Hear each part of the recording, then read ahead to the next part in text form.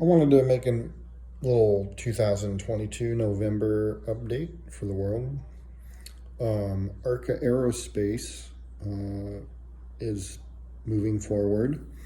It's for me, it's kind of a bittersweet kind of a thing because they're building on the Aerospike design, which I'm pretty sure NASA paid the money to kickstart and get going.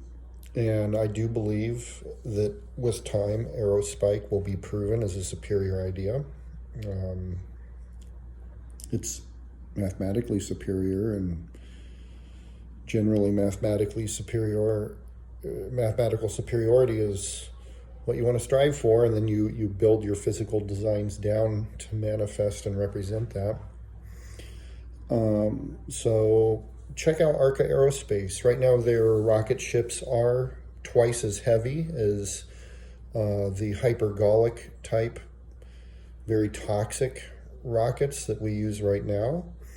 So technically the fuel oxidizer rockets we use right now, even though they're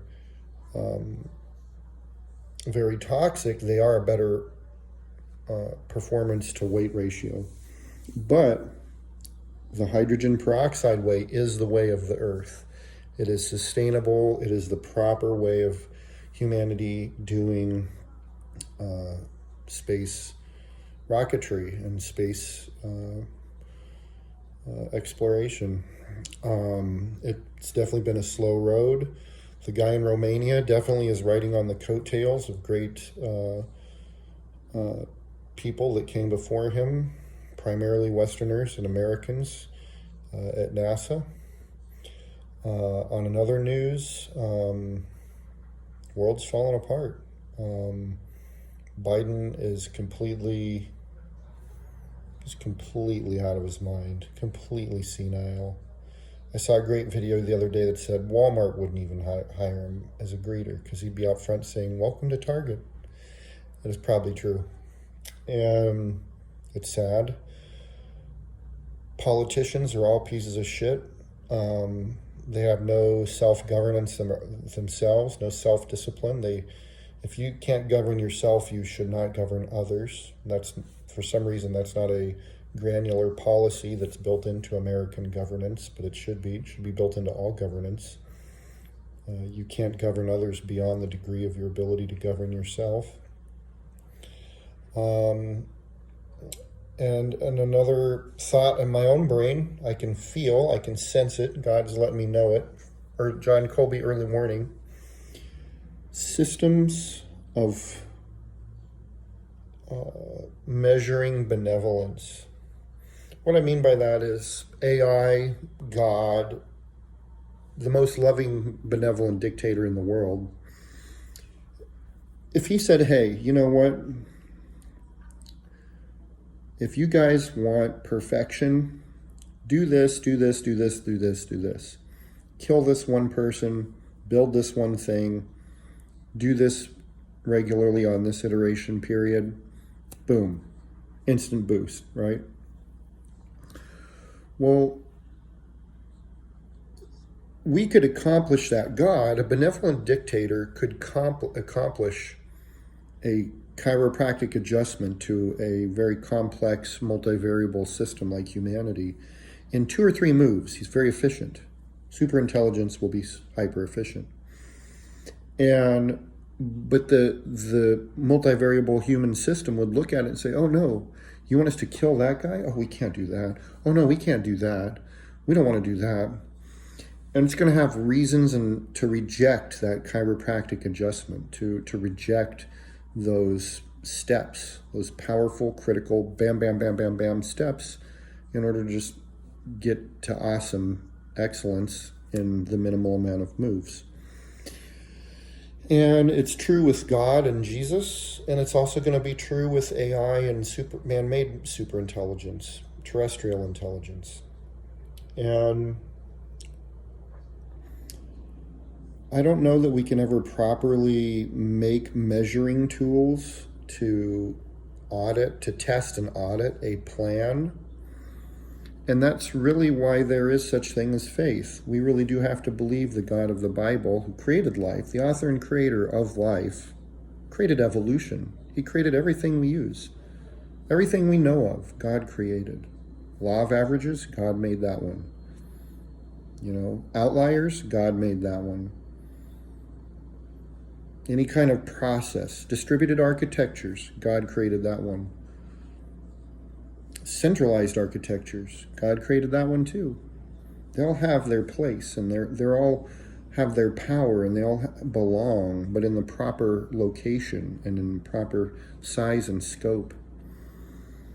And the imperfection, the disjointed nature, the miscalibration of things, the misplacement of things, that's literally our evil. That is our evil. That is evil in the world. And it's, crystal clear in the mind of God what kind of adjustments and fixes and corrections need to be made.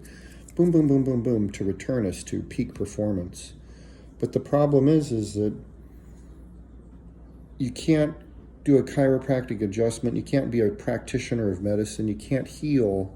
You can't even work on someone who doesn't cooperate with it, who's unwilling to receive treatment or to work with the treatment, or to trust that the great physician is a good and great physician for you, the receiver's benefit, not for his own personal pocketbook as a chiropractor or a doctor or a physician.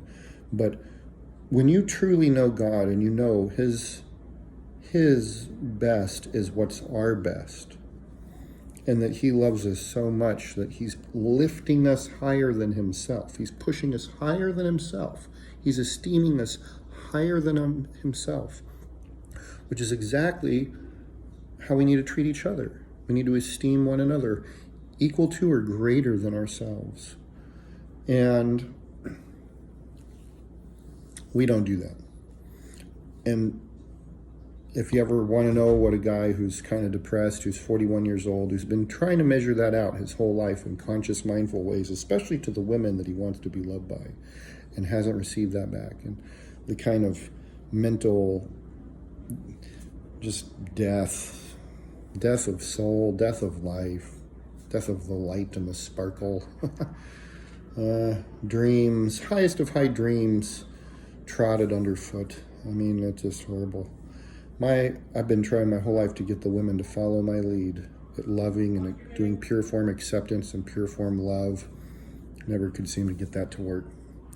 They're always trying to be horse traders and upgrade and play manipulative games, or I don't know they just got the weirdest fucking ideas. They'll do damn near anything but the right thing.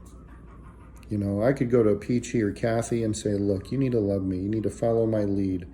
And they'll do anything but that. It's almost like infinite probability space with only one correct answer. They would rather spend eternity testing out all that infinite probability space of incorrect instead of just doing what's correct. Fuck, man.